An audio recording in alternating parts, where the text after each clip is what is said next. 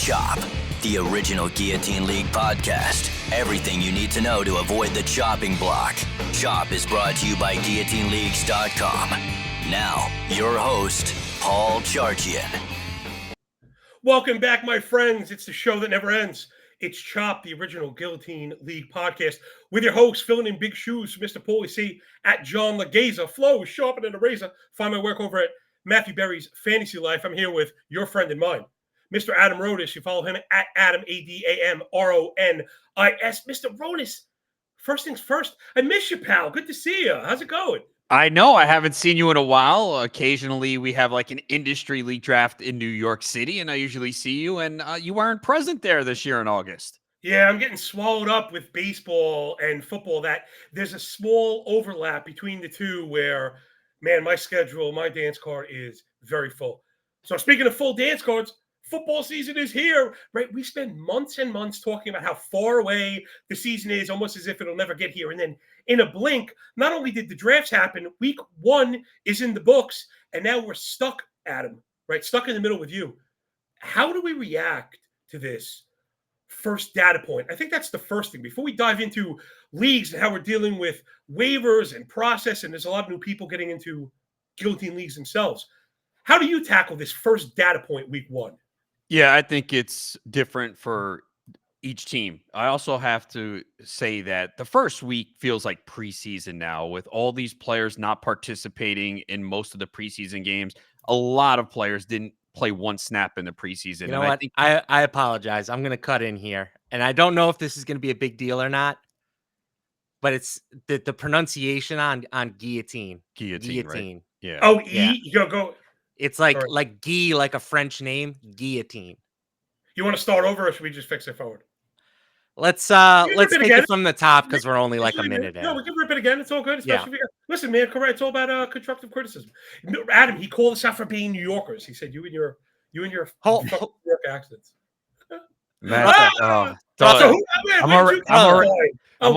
I'm already depressed enough as a Mets fan, man. They're gonna blow this. They're gonna blow. You can't hear it in my voice.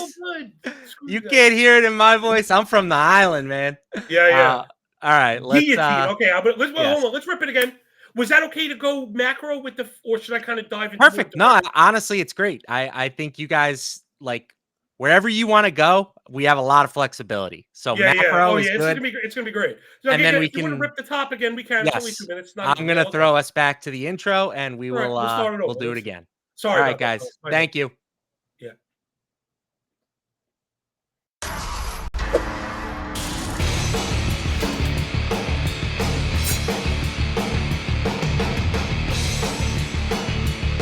Found Chop, the original Guillotine League podcast. Everything you need to know to avoid the chopping block.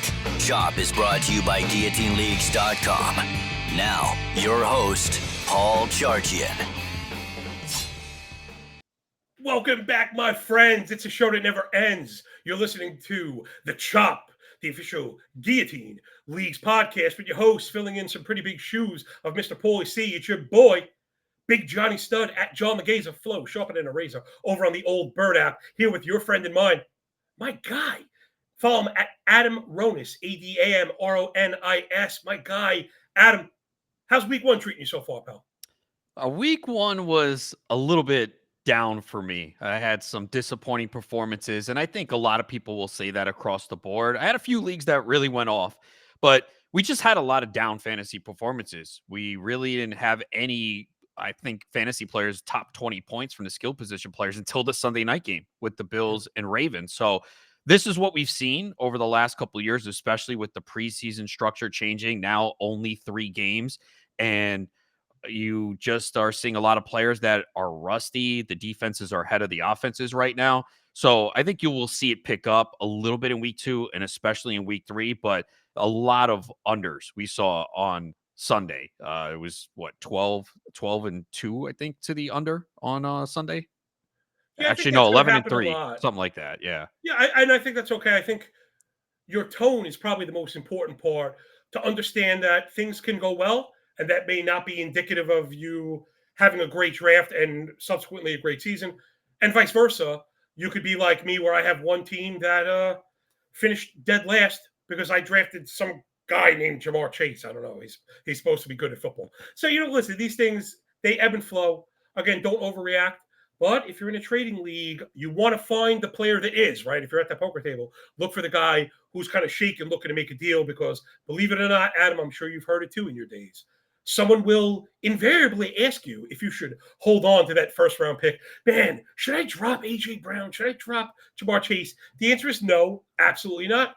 And I think one of the best ways to answer those more granular questions, Adam, is to kind of pop the hood on some utilization, which we're going to be doing, looking at snaps and routes and maybe some macro stuff as well.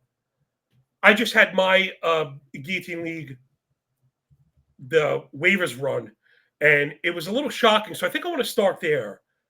Again, the new format for anybody that's just jumping on, and you may not have missed the boat, because one of the beauties of these formats is you could start it at really any time. The lowest score every week gets eliminated.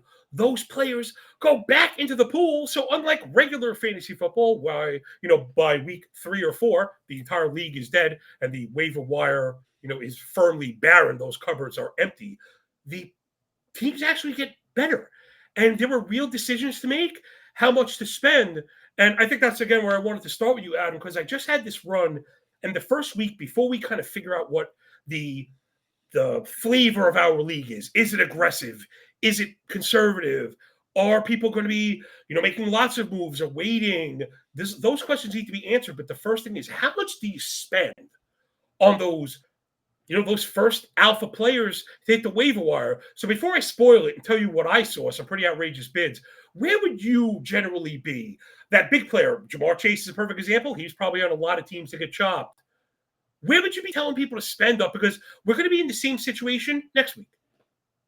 Yeah, so it really comes down to your roster. Some teams have been hit hard with injuries in week 1. So if you're in that scenario, you might have to be a little bit more aggressive, because remember, we need to survive the week. We can think long-term in Guillotine Leagues, which you want to, but you also have to understand, and this is for especially players who are new to this format, there are going to be good players that emerge off the waiver wire every single week. So if you spend too much of your budget early in the season, you're not going to have any money left later, whether it's October or November. We want all of you to advance to the end of the season and win your league. So I would not be spending a lot, 20, 25%. And for a player the caliber of Jamar Chase, that's not going to get it done, but it's fine, because if people are going to spend 70 to 80% on Chase, it's going to put them in a tough spot. And there is a chance that even if you have Jamar Chase in week 2, you potentially could get eliminated.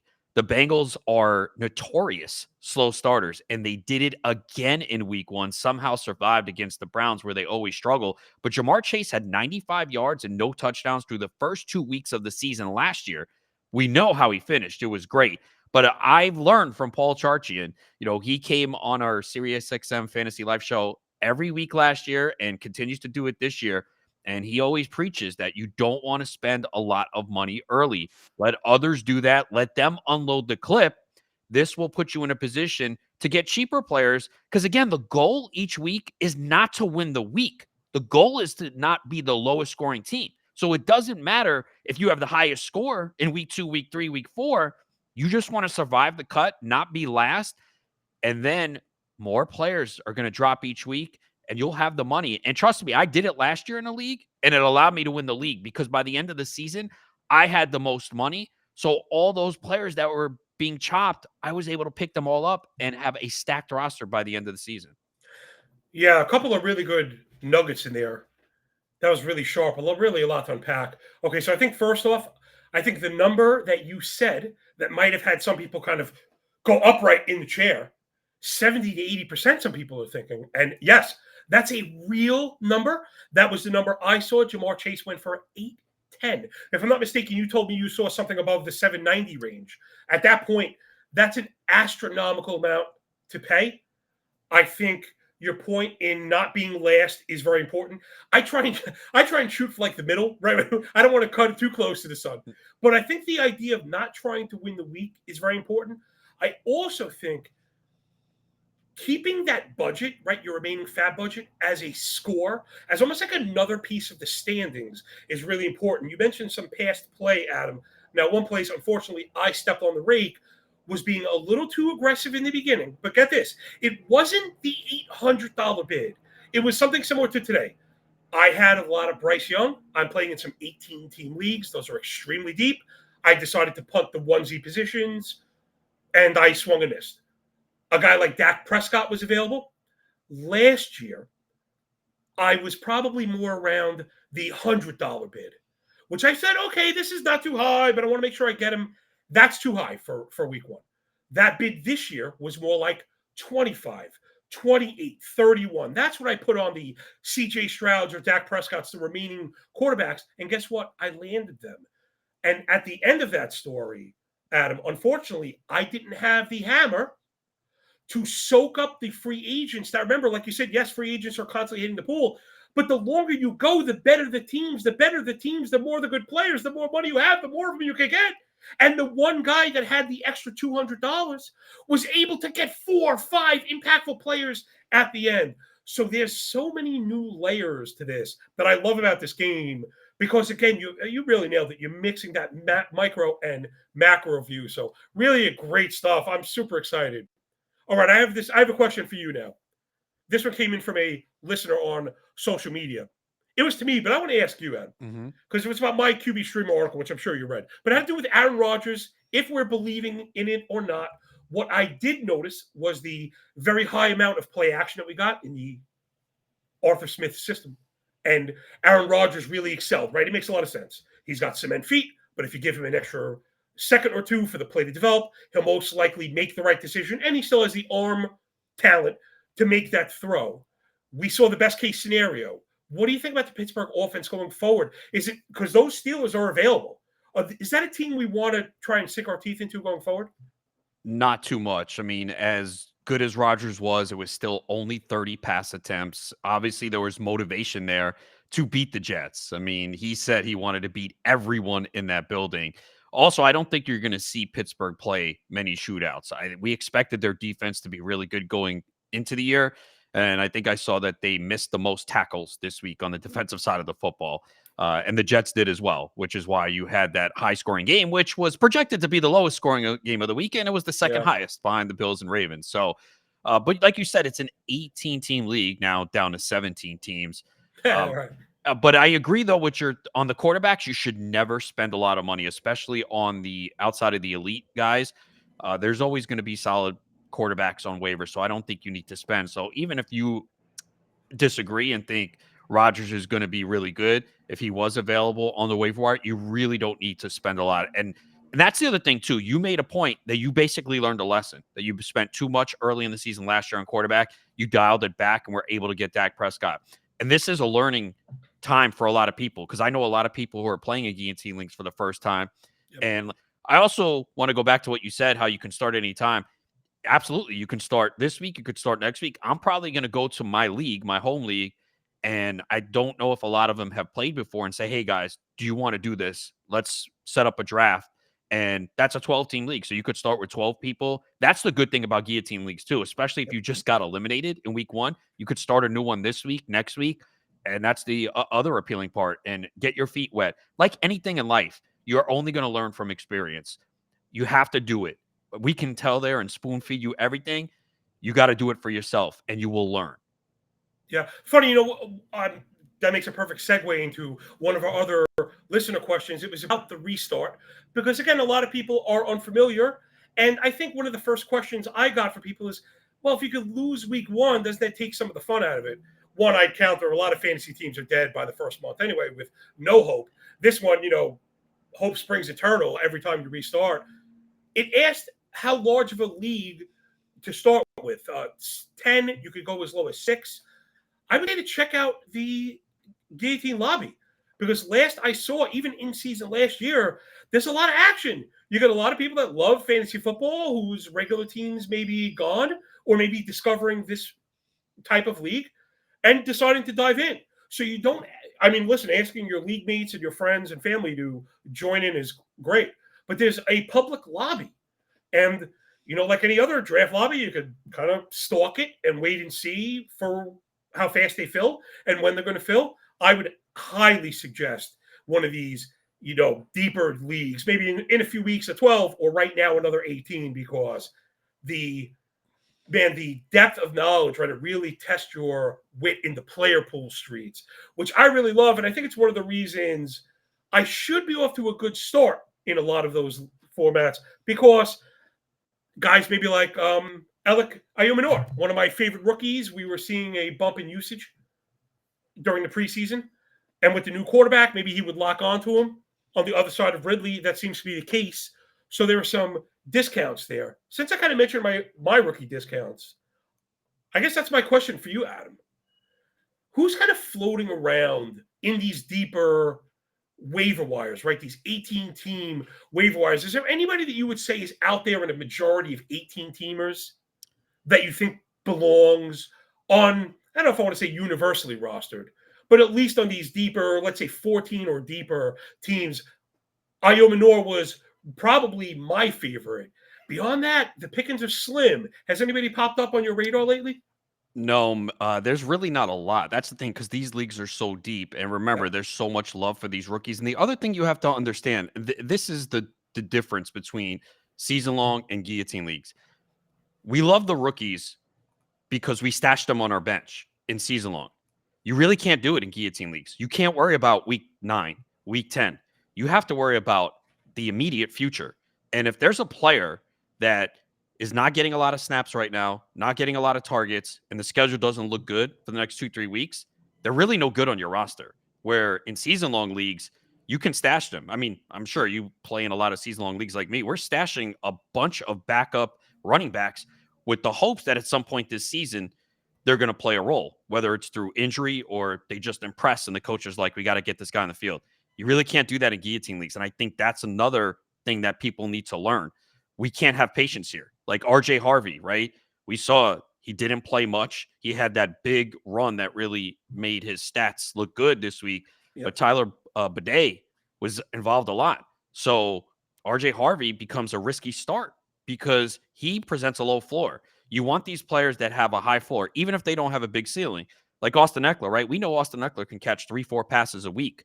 It doesn't sound like much, but if he catches those 4 passes for 40 yards, rushes for 20, and maybe finds the end zone, that's a good week. And these rookies that don't have a big role right now, they're just too risky. And you don't have the ability to hold a lot of guys on your bench. You need guys that are going to perform now. And especially if you get injuries during the week, or like injuries pop up every single day. I always say this. On Wednesday, we found out guys that are injured that we had no clue. Dallas Goedert is the latest, dealing with a knee issue. So that's another tight end. I mean, tight end was hit hard this week. I mean, George Kittle, imagine you have George Kittle in a guillotine league. Probably got him in round 3. You didn't take a backup tight end. Why? You're starting Kittle every week. And now that was a guy you were counting on that is out. Now, fortunately, there might have been, a Jawan Johnson, Harold Fannin on the waiver wire. But running back this week was extremely thin. There's not much. So the mindset has to shift in guillotine leagues. It's more about this week and the next 2 weeks. It's very difficult to stash a player that you're not going to get production from for a month. That doesn't work in guillotine leagues. It's another thing I really like about the GL is you mentioned Austin Eckler. He headlined, I wrote the newsletter for Paulie maybe a week or two ago, trying to highlight these floor players, maybe outside pick 175 or 180 when things really start getting slim. And Eckler was right there, man. I bet you he's not on many teams that got chopped because you're going to get that floor. And he was really cheap. He's the opposite of all the helium. I want to put a bow on the rookie stuff because I think you mentioned some really important things here. All right, so RJ Harvey, for all you sports fans out there, 31% of the offensive snaps, which is not very good, just 6 rushes. He ran 14 routes, earning 1 target. I mean, like you said, that's not really going to do it. Now, that doesn't mean it won't. That brings me to another rookie that was going significantly later that the market is just starting to warm up on. That's Dylan Sampson. So the Browns, I was just writing about them today. It should be out tomorrow. Check out the MB Fantasy Life website, of course. That I was asserting the Browns may be the biggest value in the league when compared to preseason ADP, right? We all had this kind of general stink attached to the Browns. We really weren't too interested. We knew they had problems on the center. We didn't know how that would have, affect everybody down the line. The running back room was kind of a mess. I, for one, was big on Sampson when we knew Judkins had issues because I didn't think Jerome Ford could really stop anybody. Now, Sampson doubled them up in the rush column, 12-6 over Ford. However, Ford did run 25 routes, though he only earned 1 target, to Dylan Sampson, who earned 8 targets on 15 routes. Where are you putting Dylan Sampson right now? And I'm going to put you in my shoes. I just benched Kenneth Walker for Dylan Sampson in a league. Is that crazy, Mr. Rodas? It's not crazy because the way Walker was utilized in week 1, 41% of the snaps, and Charbonnet played a lot more. Now, was that due to Kenneth Walker's foot issue that kept him out for some of camp? And they said, all right, let's ease him in. But either way, that split is not ideal. So with Sampson, it looks like Quinshon Judkins is not going to play this week. He could be back at practice. There's so much going on with him right now. But I can't imagine, even if he were somehow to suit up, him playing a big role this week. So Sampson, to me, is in a good spot. They are going to be double-digit underdogs against Baltimore. So what you're going to have to hope is similar to last week is that they fall behind and they just rely on the passing game, which is what they're doing right now. And you hope that Sampson could catch 4, 5, 6 passes. So I agree with you. The Browns were pretty much undervalued. I was on Sampson too because you were getting him in the double-digit rounds. Also a big Cedric Tillman guy. I've always been a huge Cedric Tillman fan and actually did start him in a league last week. Nice. I was kind of holding my breath doing it, but if you go look at the last 5 full games he's played, he's always getting targets. And once Amari Cooper was traded last year, we saw Tillman take off, and then he had the concussion that ended his season. But this is going to be a pass-heavy team. We know that. So there's room there. So I do agree. Sampson could give you the high floor in PPR formats this week. Yeah, I was very fortunate to have that fullback. Again, I play a lot of deep league redraft. I also play a lot of best ball. And when you're playing those 20-round best ball drafts, you become keenly familiar to who's available, where there's playing time available, where those few key guys that you like are. And that ended up being a really big boost for me because missing that, I probably got Walker in either the 3rd or the 4th, worried that there would be no starting running backs. And, well, little did I know, it was probably 1 fewer than it appeared. So it's going to be a tough sled all the way. But again, the waiver continues to replenish. I do have a second end of that Browns question. So I guess maybe you could just talk to me one more second about the Browns. It was about Jerome Ford. And the question was, should I drop him in a 14-team league? And, man, it goes to me, the F word is floor. And if a guy is going to get even 10 touches, I don't think you could drop him in Guillotine. Thoughts? I think we're getting close, but maybe not this week. Once Judkins is back, I think he is a cut because you got to remember they had Ford on the roster and they drafted Judkins in round 2 and Sampson in round 4. To me, that tells you we don't believe in Jerome Ford being the guy because you don't see many teams draft 2 running backs in the first 4 rounds. So probably for this week, like you said, you might get a decent floor, but I think once Judkins is back, that's it for Ford. All right. Now, I'm not going to disagree with any of that because I think you're right. The only place I think we're a little bit disparate is the return time. Judkins is in New York right now talking to the league about disciplinary stuff. I'd be shocked if it was 1 week. I was kind of telling myself maybe a 2 to 3 week timeline. You got to practice. He's got to familiarize. I don't think they would just throw him in. And I think you might get a healthy scratch. But I'll tell you what, I love to hear different opinions because that does have that little antenna up. I'm almost positive we're in the clear as Sampson managers this weekend. But, yeah, that's something we're going to have to monitor. Again, I don't think he'll play without at least a full practice. So that's the thing I'm kind of noting, on the front of the brain there is once I see that full practice, now I'm preparing for more of a split load. And I don't think too much will come from Sampson. I think that's Ford's sayonara. And then the 2 rookies will probably play each other for, the lion's share of touches. All right, Adam, let's take care of some housekeeping before we go on to the second half of the show. We'd like to thank all the fine ladies and gentlemen at Xfinity for bringing you this lovely podcast with the GOAT, Adam Ronis, and some other blowhard. Introducing the 5-year price guarantee from Xfinity. One internet price, 5 years guaranteed. Life is unpredictable, but the price of internet shouldn't be. Get a reliable price for a reliable connection. All in means all in, people. Nothing worse than hidden fees, right? Get Wi-Fi equipment, unlimited data included the way it should be. Change is always happening. Songs are rewritten, classics remixed. Bands and artists come and go, but no matter what changes in 5 years, the price of your internet will stay the same. Check out Xfinity, XFINITY.com for more information. Restrictions apply. New residential customers only. Taxes and fees extra and subject to change.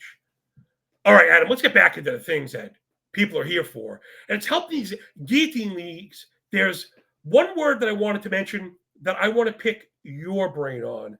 And it was something I know our good friend Nando was really excited about when I used. And it was the word unsolved. The reason I love this so much is it's unsolved. As fantasy football analysts or even as experienced players, there becomes almost like a muscle memory. Repetition, and that's good because we learn how to play the game, but that's what I mean. Fantasy football is solved to a certain extent. We know what to look for and pace now with target stats and routes and everything to maximize, where Guillotine is not really that. I want to ask you, we mentioned floor. Is there any other way that you attack GL that feels different from fantasy, I think? I know I'm putting you on the spot a little bit, but I know we were talking about thinking on our feet before.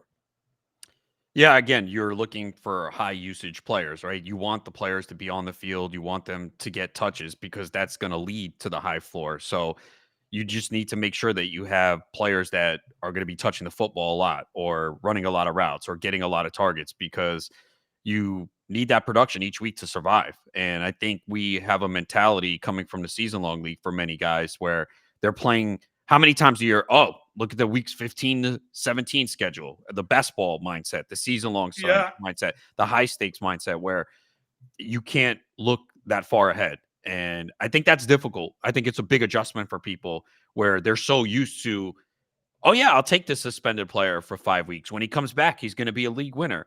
And you can't have that mindset in Guillotine Leagues. You really have to look at the next 2 to 3 weeks. And that's the other thing. When you're bidding on a player, right, that is on the waiver wire, maybe it's a stud player. What is the schedule for the next 2 to 3 weeks for that player? It could be a case where you don't like the schedule, you lower your bid.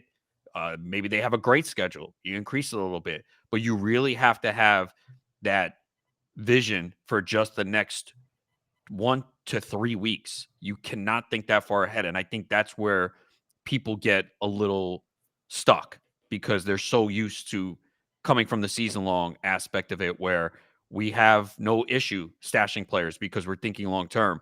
This is short term. So if you like going on a lot of 1 day, 2 day dates and you're that type of person and you don't like marriage or long term relationships, Guillotine Leagues are for you because you're just, it's a one night stand. I wish I was better at those than I have maybe in the history books. There's still time, John. Don't tell the wifey that part. You can learn, right? It's not over yet. Don't tell Miss Lagaze that, or it might be. Oh, okay. Now, let me. Yeah. Hopefully, she's not watching or listening. Adam, okay. Let's reset because you really brought up something super important that I think. Again, I want to pick that big brain of yours because I hadn't seen you. I miss you, man. So matchups are key. Who are you avoiding this year? I think Denver felt like a certainty. I'd like to add one more. Let me know if you agree, and then you can add or subtract. My next one is the Green Bay Packers. And it's not just chasing the Parsons thing. Green Bay was already good. That Green Bay defense, the schematic was good. The talent was already there. Then they added a legitimate game wrecker who was, up and down the sidelines, getting guys fired up, put them away, step on the throats. Like he was really fired up. And this Green Bay defense looked incredible. They're one of only 4 teams in the league to allow below 4 yards per play. They were top 5 across the board. Success rate, explosive play rate allowed, defensive EPA, rush, just every single thing. They had a negative yards before contact per rush, meaning they're in the backfield for the running back sniffs the line of scrimmage. So for me, I'm trying to avoid Denver. I'm trying to avoid Green Bay. Is there anyone else you're not looking forward to on the schedule? And then maybe even flip side to that, who might you be looking to attack, Adam? You know what? I really don't think there's a lot of defenses where I'd say, yeah, I'm benching my guys I want to avoid. Okay. I really don't see it this year. Maybe it's a little early because we Yeah, came yeah. into the year thinking Philadelphia was a good defense, but they lost a lot of pieces, and we saw they're having issues at the Fair. second cornerback position, and it looks like you could throw them on a little bit because I don't think people expected Dallas to have that much success. I think going into the year, I think Baltimore's a really good defense. They played Buffalo though, week 1. I mean, no one really slows down Buffalo, but I don't think they're at a point where we're going to avoid them yet. So I don't see a lot. I think Minnesota's defense is really good with their schemes and Brian Flores. We saw the Bears come out, have a pretty good start, and it wasn't as good in the second half, even though Caleb Williams did miss a lot of throws. But I don't see a lot of defenses where I go, yeah, I'm scared. I do agree with Denver. They did face Tennessee and Cam Ward in his first game in the NFL on the road in Denver. And Denver is now 84, I think it's 84, 33, and 2 at home in September. So Wow. it's a very tough place to win. So, yeah, but I really don't. I thought Pittsburgh's defense was very good going into the season. Me I mean, I too. loved what they did, adding pieces, and we saw Jalen Ramsey make that big hit on Garrett Wilson end of the game. It's stunning. They give up 32 points to the Jets, but maybe Yeah. that's more the Jets are a new offensive scheme. There's more creativity now, and maybe that's a testament to the Jets. But I don't think we're to that point yet, at least for me, where I go, yeah, I'm avoiding this defense. Yeah. I think those questions will be answered in the next month or so. Yes, I And I agree. think the flip side, see, I actually thought you were going to lead with there weren't too many defenses you're necessarily looking to attack. And I think that's also fair. Injuries will probably take care of that. Right now, though, I might assert Miami's secondary looking really leaky when Daniel Jones is looking like Fran Tarkenton or Dan Marino. That's probably as much to do with the defense as it is to do with Daniel Jones' processing time. Speaking of quarterbacks, I've got another really good one for you. This is a question I got from a friend and a follower about Guillotine Leagues. And it had to do with some of the depth and the challenges, but it also had to do with quarterback. And his point was pretty prescient. It was quarterback is one of the few, if not the only position, Adam, that we're actually going to get to make a decision because of the demand right now for talent. In a couple weeks, it might change because there'll be a little bit more availability. But right now, if you're in a 14-team league with 13 teams remaining or an 18 with 17 respectively, it is really tough. I was lucky enough to have a choice of Dak Prescott. The question was about J.J. McCarthy. I want to tie those two names, and I want to add one more, Michael Penix. And I was curious if you had a lean on any of these three QBs, because they were all pretty widely available in even deep formats. The Penix McCarthy one I thought was especially interesting because they had a very similar off-target rate the first week. They had identical YPAs. They had identical air yards per attempt. They had identical percentage to the sticks. The Spider-Man meme was hard not to point out, though it's only one game. Dak Prescott, Michael Penix, and J.J. McCarthy, rest of season for you, Adam, if you had to bid similarly, let's say. All right, Dak Prescott would be one. I thought he played very well. The Yes. stats don't really back it up because if you're just looking at the surface stats, 188 yards, no touchdowns. But if you watch the game, he made some really impressive throws, and there were several drops, including CeeDee Lamb with multiple. I think the last one to end the game wasn't really a drop. He had to dive for it. He was grabbed a little bit, but the one before that over the middle of the field was inexcusable. That's a play you have to make. So again, first game of the year. They didn't play in the preseason. He's coming off the hamstring injury, and the defense played better than I thought, but I still think it's going to be a problem without the pass rush with Parsons gone. So, and I think they'll build a rapport with Pickens. We know CeeDee Lamb is there and Jake Ferguson. You could say what you want about Javonte Williams. That run game was not very good. Was not very efficient. So they're going to lean on the pass. So I like him.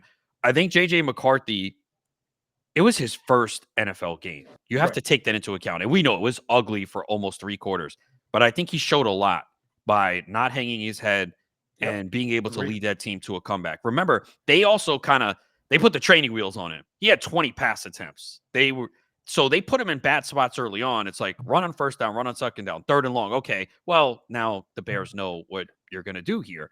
McCarthy can run too. We only saw 2 rushing attempts, but he had 25 yards and he had that touchdown to decide the game. So I believe in Kevin O'Connell when it comes to quarterbacks. We've seen every quarterback come through there perform.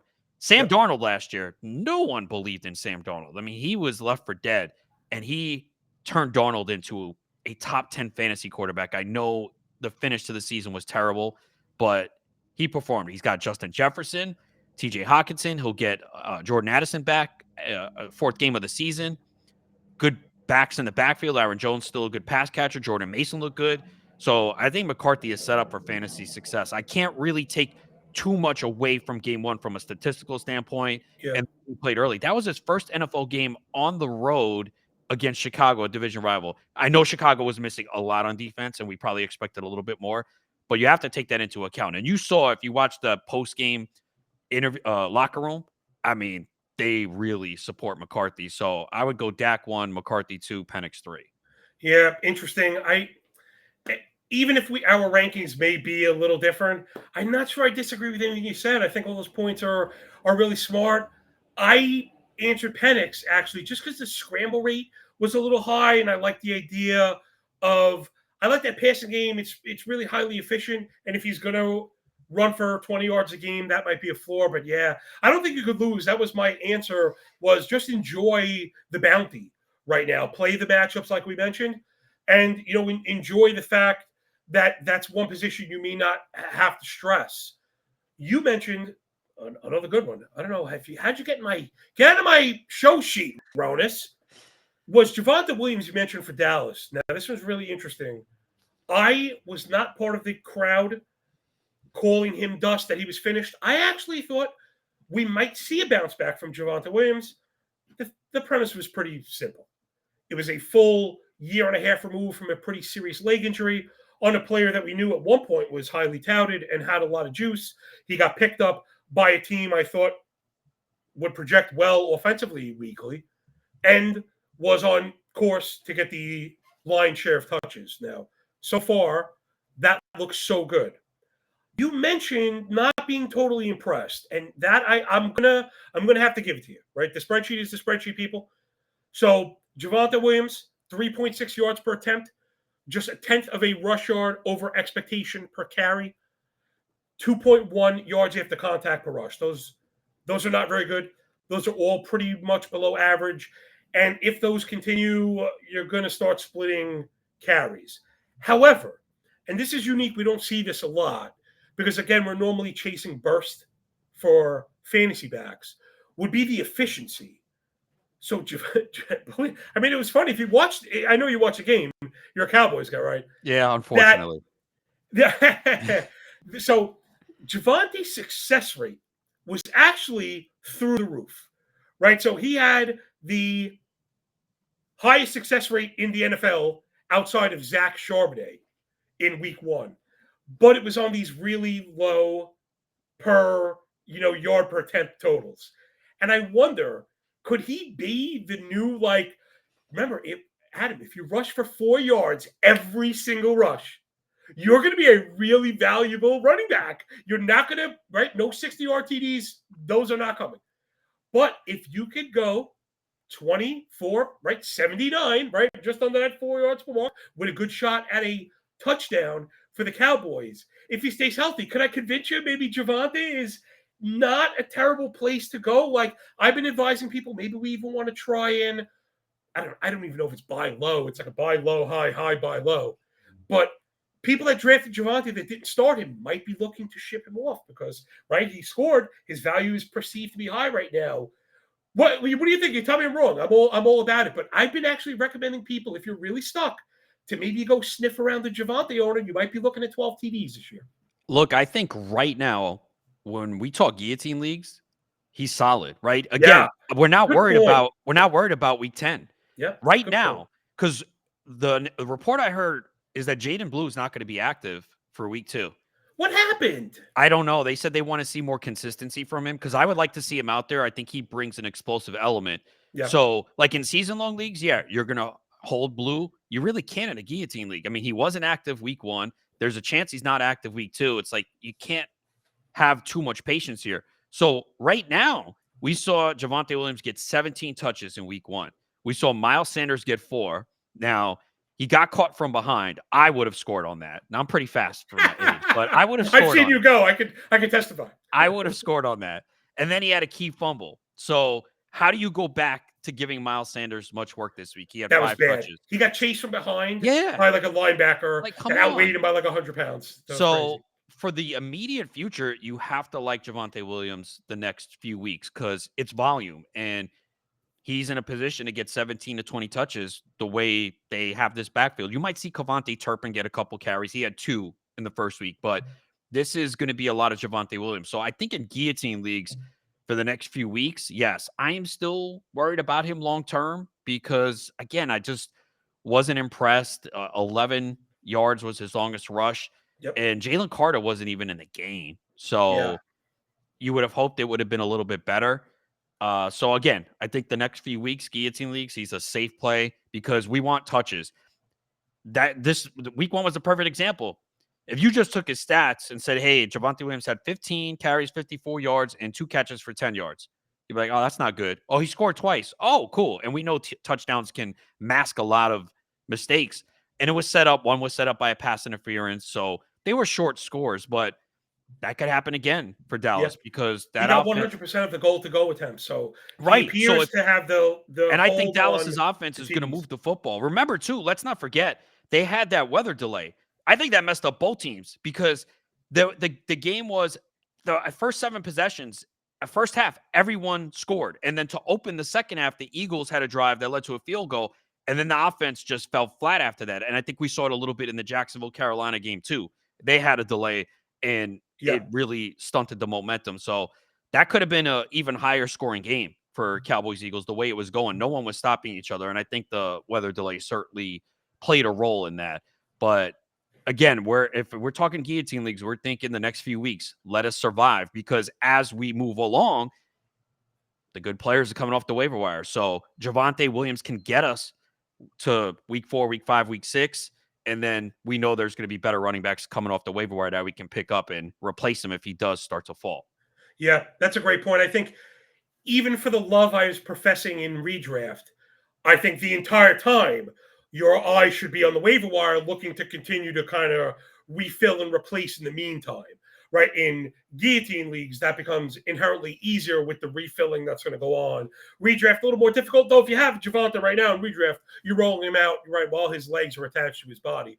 We're probably going for it. Now, again, you mentioned one more thing that makes me convinced you've hacked my show sheet, but it had to do with the bench here. So the question was this. Who's a good stash I could hold on to? One current stash is Audric Estime. Well, I'd say if you're stashing Audric Estime, man, you're in maybe a deeper league than I am.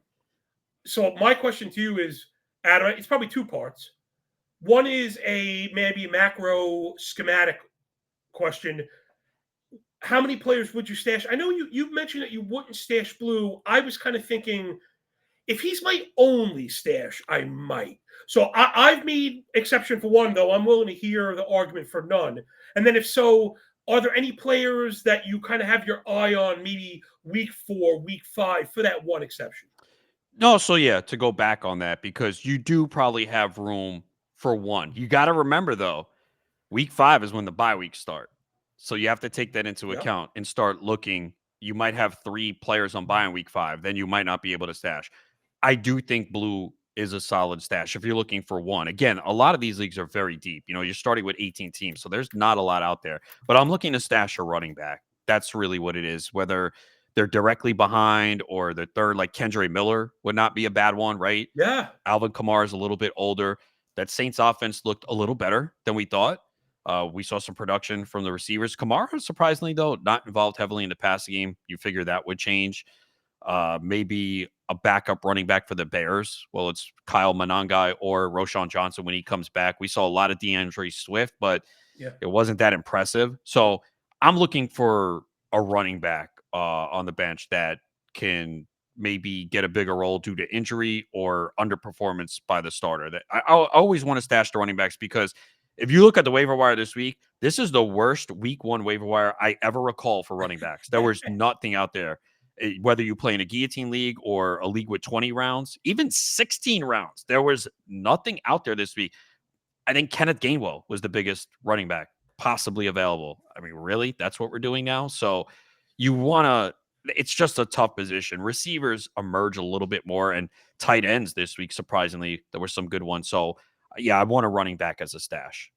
Man, that's a really good one. I was trying to rack the old noodle for maybe some of those names. You mentioned one of my favorites was Kendra Miller. Not only do I think he's widely available, he's also, I think, in line for a workhorse role if something would have happened to Kamara, if he decides to take on, 6-month mindfulness meditation silence retreat, or if he hits the lottery like Ian likes to say, which I like much better than mentioning the injury word. Other than that, it's tough. I am one of the many people that was trying to get a foothold in the Chiefs backfield, and week 1 has only made it probably more vague than before. Even on teams where I drafted Isaiah Pacheco, I wasn't sure where to go with the backup stuff. My gut actually said maybe it's Elijah Mitchell. I remember when he was good. He is an afterthought. Kareem Hunt, who I thought was too dusty to get the ball after how bad he looked last year, just really, really slow, has shown if you can prove to be in the right place at the right time, Andy Reid will find the place for you, especially if you're going to help protect Patty Mahomes. I get there's value in that. But yeah, it's really, really tough. Are there any other names? I like Dameon Pierce for a minute. He didn't do anything. I like Kyle Monunga. You mentioned the Bears backfield. He got that one target, and I think that's all he saw the entire game. So it's really Scatabo, same thing, right? A guy with maybe a little bit of juice with possibly a vulnerable backfield that we thought maybe could usurp some touches. Didn't happen. Do you have any other long shots for us? Because right now, hey, listen, if the answer is no, the answer is no. We're not here to make stuff up, but running back landscape, extremely difficult right now. Yeah, and I think a lot of them are rostered. That's the issue. Yep. Is everyone is looking for that player that could emerge. The perplexing part about Monangai was Ben Johnson had comments about how he trusted him a lot leading up to the game, and then it was complete opposite in the game. So that was definitely surprising. And look, remember last year we just did not have a lot of running back injuries. It was all the receivers that went down. Yep. And it's happening again. I know it's 1 week, but yes, we are on that path here where it's the tight ends that went down and the receivers, and the running backs pretty much came out unscathed this week. Now, I did see James Cook pop up on the injury report today with a hamstring injury. He was limited. So that's something to keep an eye on, because that would Ray Davis and even Ty Johnson. Like Ty Johnson might catch 4 passes. So that might be a guy that you can plug in. That's a great name. No, that's a great call, because he's actually, you mentioned the other word, the A word, availability. There's no point in us mentioning all the rostered guys already, especially in these deep leagues. Yeah, if you're in a more shallow league, I think guys like Trey Benson, he looked really good, maybe got a little more work than we thought, and maybe there's something there. But the majority of those players are already rostered, and some people are really looking for desperation. I had a couple people ask me about Raheem Sanders, again, more Brown stuff, because he looked good, and he was the goal line hammer that, again, I think if anybody's going to lose that work, like you mentioned before, I think it would be Jerome Ford in that Browns backfield. Right? I think that's all the questions, and I think that's probably just enough out of me before people start getting tired of this show. So, Adam, feel free to close us out if there's any other thoughts you might have, or notes or advice for people going forward. Go to it and let people know where they can find you. Yeah, again, Guillotine Leagues are a lot of fun, and I know there's a lot of people out there that are playing for the first time. So obviously we have a ton of content on Fantasy Life. You have this podcast, and it's a learning experience, right? Anything you do in life the first time, it's an adjustment period. So you're learning, and we're here to help guide you, and it's a fun format, but it's a different mentality than season long. So you have to shift. And I think that's where it takes people maybe a week or 2, 3 weeks to really adjust, but we're here to help. There's a ton of content on fantasylife.com. So make sure you consume it all, and we'll make sure that you get as far as you can and hopefully win that championship, because it is a fun format. And if somehow you were eliminated in week 1, go to the lobby, find a new draft, get in, and this time don't get eliminated in the first week. Yeah. I mean, and trust me, I love all of my fantasy teams. I'd love to say I love them all equally. But I'm going to be honest, because this is Unsolved, and I've never actually succeeded. It's a challenge for you. There's there's a little something extra for these guillotine leagues. For the guillotine leagues, I got to be honest, that it was the first one that I checked. Seeing who got chopped is really exciting. Checking out that roster is really exciting. Starting to plan those early bids is really exciting. And you bet your bottom dollar at 3:01, I ran right to the site, which, by the way, everybody, is guillotineleagues.com, guillotineleagues.com. You could sign up right there. They take your international currency, and you could sign up, and you can even feel free to hit me up, maybe even Adam, to see if we want to join a league, because I may not even wait till I get eliminated. I just might keep jumping in these. One, not just for the content edge. I'm truly enjoying the depth and the challenge.